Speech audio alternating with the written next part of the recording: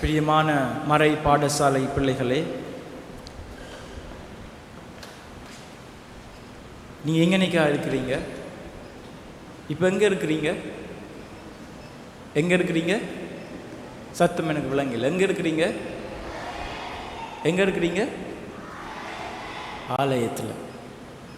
அப்போ இன்றைய வாசிக்கப்பட்ட இந்த நற்செய்தியில் இயேசுவினுடைய சீடர்கள் அவர்கள் எத்தனை மீன்களையும் எத்தனை அப்பங்களையும் 5000 பேருக்கு பகிர்ந்து கொடுத்தார்கள்?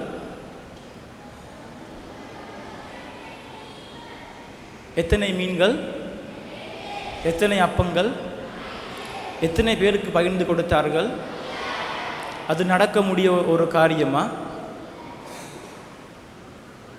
இறை இயேசுவுக்குள்ளே பிரியமான உறவுகளே, இந்த 2 மீன்களையும் 5 அப்பங்களையும் 5000 பேருக்கு ஆண்டவர் பகிர்ந்து கொடுத்தார் என்பது நடக்கக்கூடிய ஒரு காரியமா? நீங்க என்ன நினைக்கிறீங்க? நாங்கள் ஒரு விருந்து ஒன்று ஏற்பாடு செய்கிறோம், ஒரு திருமண கொண்டாட்டம், எல்லாவற்றால் வேற ஒரு விசேஷம். நாங்கள் அதுக்கு கிட்டத்தட்ட ஒரு 1000-2000 கெஸ்ட் விருந்தினர்களை நாங்கள் கூப்பிடுறோம். இப்போ ஒரு 1000 பேரை கூப்பிடுறோம்டா, நாங்கள் 1000 பேருக்கு உணவு கொடுப்பதற்கு நாங்கள் எவ்வளவு திட்டங்கள் தீட்ட வேண்டும்? ஸோ 1 கிலோ அரிசியில் ஒரு 4 பேர் உணவு உண்ணலாம் என்றால், ஸோ நாங்கள் 1000 பேருக்கு ஏற்ற மாதிரி நாங்கள் அதுக்கு ஏற்ற மாதிரி உணவை சமைப்பதற்கு நாங்கள் ஆயத்தம் செய்வதா இல்லையா? செய்வோமா இல்லையா? செய்வீங்களா இல்லையா? செய்வோம் தானே. அப்படி என்றால் எப்படி கிறிஸ்துவுக்கு இந்த மிகவும் ஒரு சிறிய ஒரு உணவு பொதியை இந்த 5000 பேருக்கு பகிர்ந்து கொடுக்க முடியும்? அது அப்படியே இருக்கட்டும், அதற்கான பதில் நான் சொல்ல போவது கிடையாது. ஒருவேளை இப்படி 5000 பேருக்கு அவர் பகிர்ந்து கொடுத்ததுனால தான் நாங்கள் கிறிஸ்துவை உண்மையிலேயே நம்புகிறோமா? கிறிஸ்து சொல்லியிருக்கலாம், அவர் சொல்லிட்டு ஓகே நீங்கள் போய் அங்கனைக்கு இருக்கிற எல்லா கடையிலையும் இருக்கிற எல்லா உணவுகளையும் வாங்கி கொண்டு வாங்க அப்படின்னா அந்த பிரச்சனை சால்வாக இருந்திருக்கும். ஆனால் அவர் அப்படி செய்யலை. அவர் செய்கிற உங்கள்கிட்ட எது இருக்கோ அதை கொண்டு வாருங்கள், உங்களிடம் எது இருக்கிறதோ அதை கொண்டு வாருங்கள். அவர்களிடம் இருந்தது எத்தனை மீன்கள் பிள்ளைகளே? எத்தனை அப்பங்கள்? 2 மீன்களும் 5 அப்பங்களும் தான் இருந்தன. மனிதருடைய எண்ணங்களுக்கு அப்பாற்பட்ட ஒரு விடயம் இது. வெறுமனே நமக்கு நாங்கள் மலைத்து போவதற்காக தரப்படுகின்ற ஒரு காட்சி கிடையாது. இந்த சம்பவம் நடந்ததா நடைபெறவில்லையா என்பது விவிலியத்திலே நாங்கள் ஆய்ந்து பார்க்கின்ற பொழுது நமக்கு தெரியும். ஆனால் இதனுடைய ஆழமான அர்த்தம் என்னவென்றால், கிறிஸ்துவினுடைய உடலை, கிறிஸ்துவினுடைய இரத்தத்தை உண்கின்ற ஒவ்வொரு நபரும் புதிய ஒரு வாழ்விற்குள்ளே காலடி எடுத்து வைக்கிறார்கள். கிறிஸ்துவினுடைய இந்த உடல், திருப்பலியிலே ஆசீர்வதிக்கப்படுகின்ற இந்த உடலானது உலகில் இருக்கின்ற அனைத்து கிறிஸ்தவர்களுக்கும் பகிர்ந்து கொடுக்கப்படுகின்றது.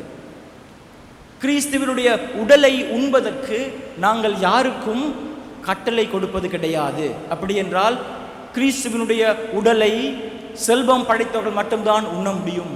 கிறிஸ்துவினுடைய உடலை இந்த ஆலயத்திலே 50 வருடமாக பணிபுரிகின்ற மக்கள் மட்டும்தான் உண்ண முடியும். கிறிஸ்துவினுடைய இரத்தத்தை ஆலயத்திலே இந்த பங்கிலே வருடமாக சேவை செய்கின்ற நான் மட்டும்தான் உண்ண முடியும் என்று யாருமே கட்டளை விதிப்பது கிடையாது. ஏனென்றால் கிறிஸ்துவினுடைய உடல் ஏழை, பணக்காரர், கஷ்டப்பட்டவர், சாதி இது எதுவுமே பார்ப்பது கிடையாது. எந்த ஒரு கிறிஸ்தவன் அவருடைய உடலை உண்பதற்கு வாஞ்சையோடு காத்து கொண்டிருக்கின்றானோ அவனுக்குள்ளே கிறிஸ்துவனுடைய உடல் உயிரூட்டம் கொடுக்கின்றது. கிறிஸ்துவனுடைய உடலானது, கிறிஸ்துவனுடைய இரத்தமானது எனக்கும் உங்களுக்கும் ஒவ்வொரு நாளும் கிறிஸ்தவத்தை புதுப்பிக்கின்றது. கிறிஸ்துவனுடைய உடல் உண்மையிலே நமக்குள்ளே எப்பொழுது உயிரூட்டம் பெறுகின்றதென்றால், அவருடைய அப்பத்தை உட்கொள்கின்ற பொழுது என்னுடைய அகக்கண்கள், என்னுடைய மனக்கண்கள் திறக்கப்படுகின்ற பொழுதுதான் நான் கிறிஸ்துவை தாங்குகின்ற ஒரு மகனாக, ஒரு மகளாக மாறுகின்றேன். வெறுமனே திருப்பலியிலே நாங்கள் வந்து அப்பத்தை பெற்றுக்கொண்டவுடன் கிறிஸ்துவை நாங்கள் நமக்குள்ளே பெற்றுக்கொள்வது கிடையாது. கிறிஸ்து நமக்குள்ளே வருகின்றார். ஆனால் கிறிஸ்துவினுடைய அந்த உண்மை தன்மை எப்பொழுது உயிரூட்டம் பெறுகின்றதென்றால் நாங்கள் பெற்றுக்கொண்ட அந்த புதிய கட்டளையை. அது என்ன அந்த புதிய கட்டளை? யாருக்கு சரி தெரியுமா? நாங்கள் கிறிஸ்துவிடம் இருந்து பெற்றுக்கொண்ட அந்த புதிய கட்டளை என்ன? யார் சார் கெஸ் பண்ண முடியுமா? புதிய கட்டளை இன்றைய 2ஆம் வாசகத்திலே கொரிந்தியருக்கு எழுதிய திருமுகத்திலே பவுல் அடிகளார் இவ்வாறு குறிப்பிடுகின்றார். அந்த இரவில் அப்பத்தை எடுத்து கடவுளுக்கு நன்றி செலுத்தி அதை பிட்டு, இது உங்களுக்கான என் உடல், இதை என் நினைவாக செய்யுங்கள். அவ்வாறே கிண்ணத்தையும் எடுத்து, இந்த கிண்ணம் என் இரத்தத்தால் நிலைப்படுத்தப்பட்ட புதிய உடன்படிக்கை. நீங்கள் இதிலிருந்து பருகும் போதெல்லாம் என் நினைவாக இவ்வாறு செய்யுங்கள் என்றார். அது என்ன அந்த புதிய உடன்படிக்கை? கிறிஸ்துவினுடைய உடலை நாங்கள் உட்கொள்கின்ற பொழுது நமக்கு அவர் விடுக்கின்ற அந்த உன்னதமான அழைப்பு தான், என் மீது நீங்கள் அன்பு கொள்வது போல். அடுத்த வரி என்ன சொல்லுங்க? அடுத்த வரி என்ன? என் மீது நீங்கள் அன்பு கொள்வது போல். சத்தமா சொல்லுங்க.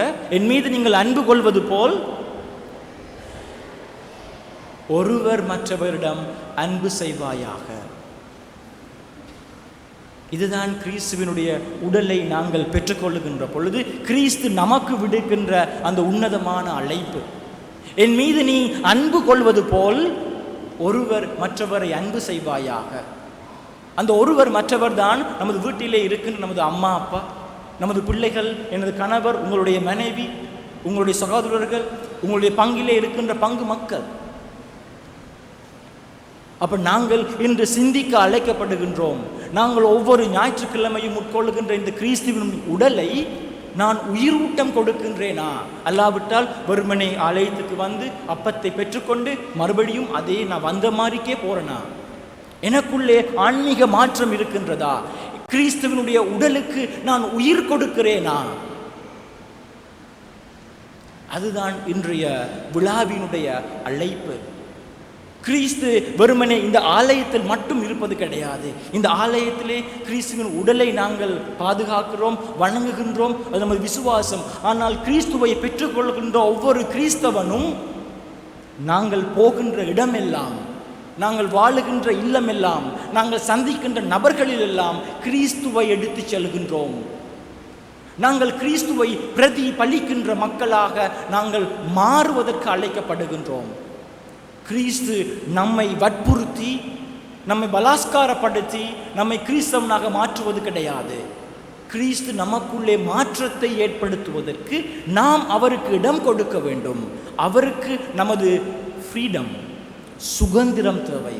கிறிஸ்துவனுடைய ஆவியானவர் நம்மை மாற்றம் செய்வதற்கு, நம்மை ஆளுகை செய்வதற்கு, நமது இருமாப்புள்ள இதயங்களை கனிவான இதயங்களாக, இரக்கமுள்ள இதயங்களாக மாற்றுவதற்கு நானும் நீங்களும் அவருக்கு இடம் கொடுக்க வேண்டும். நாங்கள் அவருக்கு இடம் கொடுக்கின்ற பொழுதுதான் கிறிஸ்துவனுடைய தூய ஆவியானவர் கிறிஸ்துவை தாங்குகின்ற பிள்ளைகளாக நம்மை மாற்றுவார்.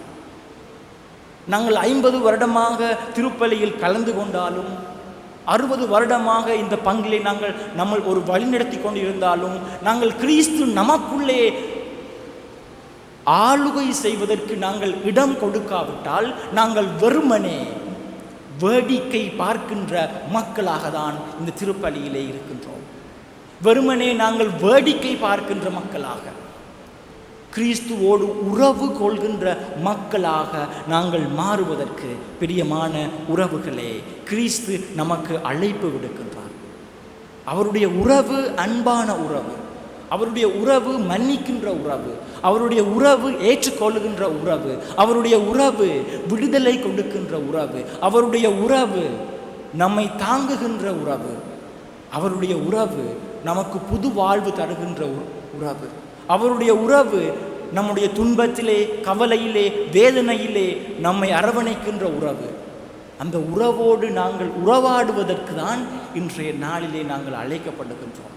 நாங்கள் அவரோடு உறவாடுகின்ற பொழுது அவரை நாங்கள் ஏற்றுக்கொள்ள முயற்சிக்கின்றோம். அவர் நமக்குள்ளே வாழ்வதற்கு, நமக்குள்ளே வாசம் செய்வதற்கு நாங்கள் அவருக்கு இடம் கொடுப்பதற்கு முயற்சிக்கின்றோம். இவைகள் ஏற்படுகின்ற பொழுதுதான் கிறிஸ்துவை தாங்குகின்ற மக்களாக நாங்கள் மாறுகின்றோம்.